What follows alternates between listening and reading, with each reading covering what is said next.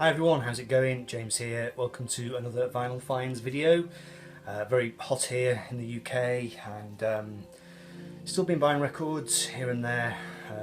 I'm fairly behind actually. So today I'm going to mainly be showing you some records I picked up in Hunter's Bar, which is a kind of very vibrant, lively area of Sheffield, which is in South Yorkshire.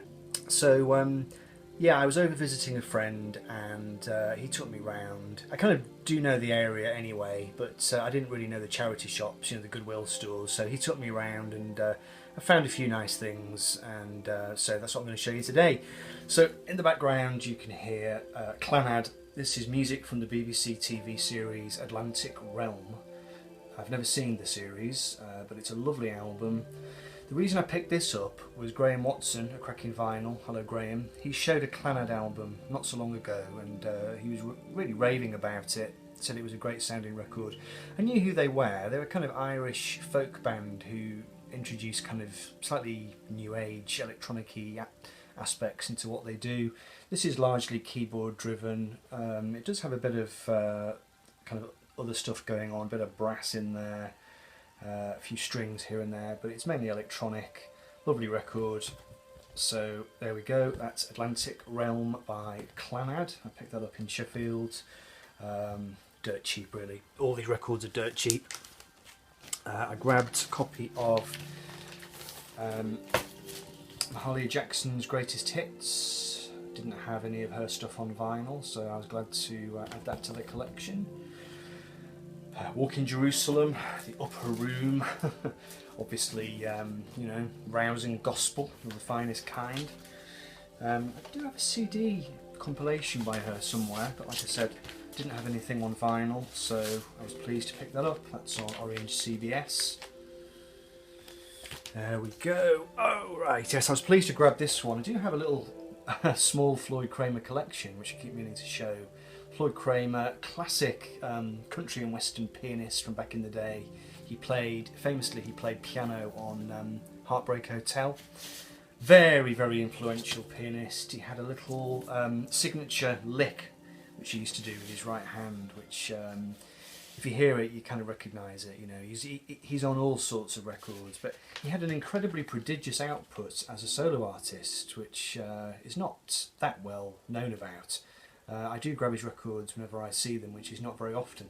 In fact, the last time I picked up a Floyd Kramer LP, we're talking like probably 10 years ago at least, so I was pleased to add that one to the collection. That's On the Rebound. Grab this one, saw it in passing. I'm not a massive fan of early surf music. I find some of it a bit naff, you know.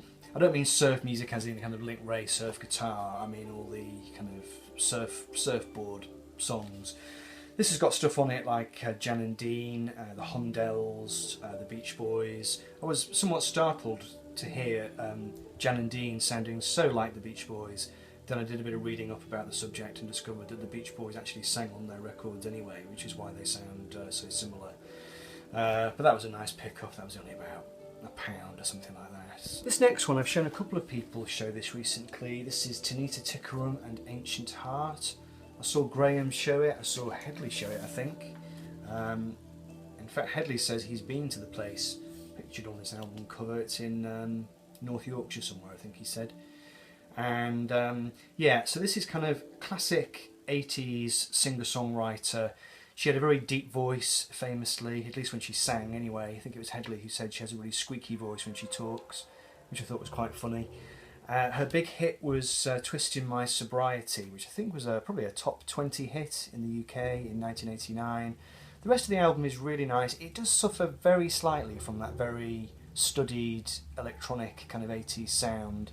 But the songwriting is great. I think she comes from that school of songwriting, sort of Suzanne Vega, kind of slightly stream of consciousness. I mean, she's not American, but it has a certain American sensibility to it. Very intelligent songs, lovely lyrics, and you know, lyrical outlook. Nice tunes, just a nice sounding record, and it's kind of a charity shop staple in the UK. You can get it for next to nothing, really. This next one, I kind of ummed and ahed about this. This is Robert Gordon and Link Wray, and I mainly grabbed it because of Link Wray. Here he is on the back. Classic old, rock and roll cult guitar player. I have nothing by him on vinyl at all. His records are very hard to come by. Now, this is not kind of vintage Link. Robert Gordon, he was a kind of rockabilly guy who came up in the 60s, I think, into the 70s, and they were paired up for this record. And it's not bad. There's kind of stuff on it like Red Cadillac and the Black Moustache, which I think was an old Sun Records song, wasn't it? 20 Flight Rock is on here. Sea Cruise. It's a little bit kind of hoary old rock and roll stuff, really. It's got the Jordanaires on it. It's got some nice singing, but the problem I have with this record is that it's just got a very boxy kind of sound to it. If you're going to do songs like 20 Flight Rock, you need to do them with a bit of passion and excitement, and the producer needs to know what they're doing in order to be able to capture a kind of very live ambient sound, and this record doesn't really have it. Link Wray's guitar playing is great on it, but it sounds like it's just been DI'd. It doesn't sound like he's been mic'd up properly. I'm going to keep it kind of for reference purposes, because I did really want a Link Wray record in my collection, and I will be giving it some more spins, but I was a little bit disappointed. This is Fresh Fish Special anyway, and that came out in 1978. Robert Gordon and Link Wray. Hey, this next one is After the Fire, and I didn't know much about these guys. I had heard of them. Okay, so this is their second album actually, Laser Love. But they began life more of a kind of progressive rock band, I think, in the 1970s. By the time they got to this album, which was in 1979, they'd gone a bit more sort of new wave, I suppose. A little bit Talking Heads, but it lacks the kind of arty edge really of Talking Heads. It doesn't sound like they've come from a kind of art school background. It sounds like they've come maybe from almost a sort of pub rock background, or a fairly trad rock background, and they're kind of trying to move with the times, and they're getting into a bit of synth rock. It's not bad. In fact, I actually really enjoyed it. I think this album is quite well regarded by some people. I think it was I'm not sure how big a hit it was, but I went online and there are a fair few people saying it's a good album of its day. It's a bit dated, it doesn't quite transcend its era, and like I said, the songwriting is probably just not quite sharp enough really, for it to be considered in those kind of upper echelons of Talking Heads and that kind of slightly arty new wave stuff that was going on at the time. But anyway, it was worth picking up. After the Fire and Laser Love. The next one, I wanted to grab this because I'd heard a lot about them. This is the Climax Blues Band and their album Flying the Flag. And this came out in 1980, and I had seen their guitarist, Pete Haycock, really great guitar player. He's from Staffordshire in the West Midlands. I saw him live years ago, and he's one of these guys, he does a fantastic kind of slide guitar. He's really good at the blues. He makes the guitar sing. He makes it soar. He was a really first-rate guitar player. He's passed away now, unfortunately, far too young. This record is a game of two halves. There's some fantastic stuff on it. I mean, I really, really like, I'd say, most of it. There's one song at the start of side 2 called Dance the Night Away, which is a little bit naff.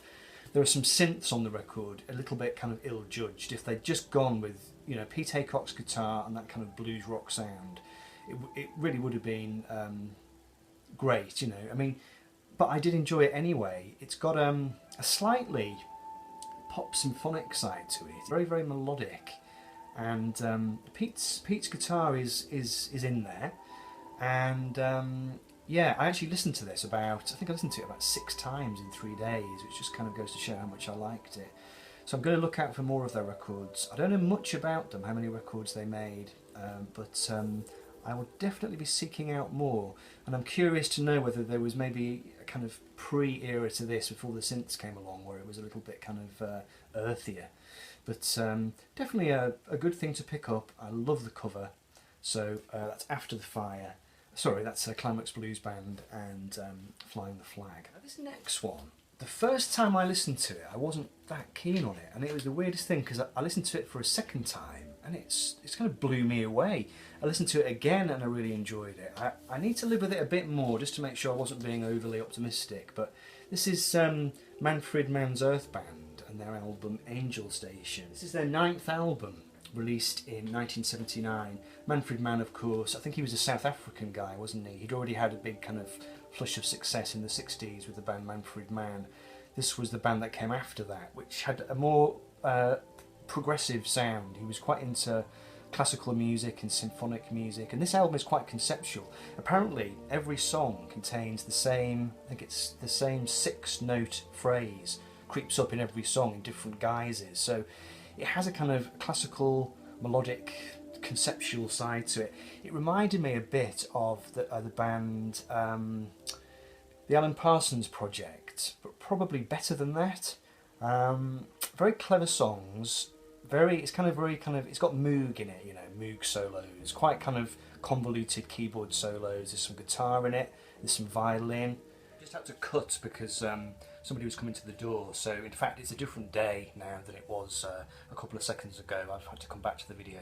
So yeah, sorry. So yes, Moog synthesizers, quite kind of jazzy, proggy, art rock, and you know, quite clever song structures, but really nice tunes coming through. Not done hugely commercially, you know, a bit kind of left field. I do need to make up my mind a bit more about it, but certainly, you know, when you get this kind of sudden rush of enthusiasm for a record, and sometimes it's misplaced, and you need to go back and listen to it a few more times. So I'm going to live with this over the coming weeks and kind of get back to you. But I mean, certainly, I'm quite optimistic at the moment, based on my initial impressions. So that's Angel Station by Manfred Mann's Earth Band. This next one, I kind of ummed and ahed about it. It was £5, but I did actually go back and get it in the end. This is Tom Verlaine and his album Flashlight, which I think is from, yeah, it's from 1987. Tom Verlaine, obviously the guitarist and singer from the new wave punk band, not new wave, I mean they were a kind of early art punk band, Television, from New York. I don't know much about Tom Verlaine as a solo artist. I've never seen any of his albums in the wild until I saw this one, but I mean it certainly sounds very like Television. You have, you know, Tom's voice is very distinctive. It has that kind of tremulous, warbly quality to it, but a really amazing guitar playing. I mean, I knew his guitar playing from Marquee Moon. I mean, the track Marquee Moon is just one of the great all-time extended guitar solos. I think he was influenced by John Coltrane, wasn't he? A bit like Roger McGuinn. So you have that very kind of free-flowing, florid guitar style where, you know, it's not kind of, it's not virtuosic for its own sake. It's extremely melodic, and he has a way of expanding upon the structure of the song and doing these solos which are, you know, they don't seem gratuitous at all, but they are quite florid, fantastical, kind of expansive guitar solos which just seem to pour out of him. It's almost like a kind of molten lava effect. You know, it's quite amazing. He's got his own sound. I've no idea how he gets the sound. Obviously it must be something to do with the controls he sets on his guitar and his amps, but truly amazing stuff. I mean, this is a great album. The actual songs themselves kind of, they don't immediately jump out at you. They're not kind of Fontana. They're not extremely commercial sounding pop songs or anything, but they do have little strands of you know, melody and things that will suddenly tug at your heartstrings. There's a song at the end of side, I think it's the song at the end of side 1, The Scientist Writes a Letter, which is a really beautiful love song in a way, and it has these, like I said, these amazing fantastical flights of guitar fancy. So like I said, I don't know much about Tom's solo work. I'm going to check out online and see which other records there are, but it's certainly not the kind of thing I would expect to find in a Goodwill charity shop, so I was really pleased to pick that up. That's Tom Verlaine and Flashlight. I won't take this one out of the shrink because it'll take too long. This is Bob Seger System and Mongrel, And this is one of the records that I've seen people show this in the VC. I don't remember who, but I've seen people show it. I've heard people talking about it in very positive terms. I do have one Bob Seger record already, which I haven't listened to yet. I bought it a while ago. Don't think I've even shown it. This is one I'd heard was good, and it is. It's very kind of blistery blues rock, kind of high octane stuff.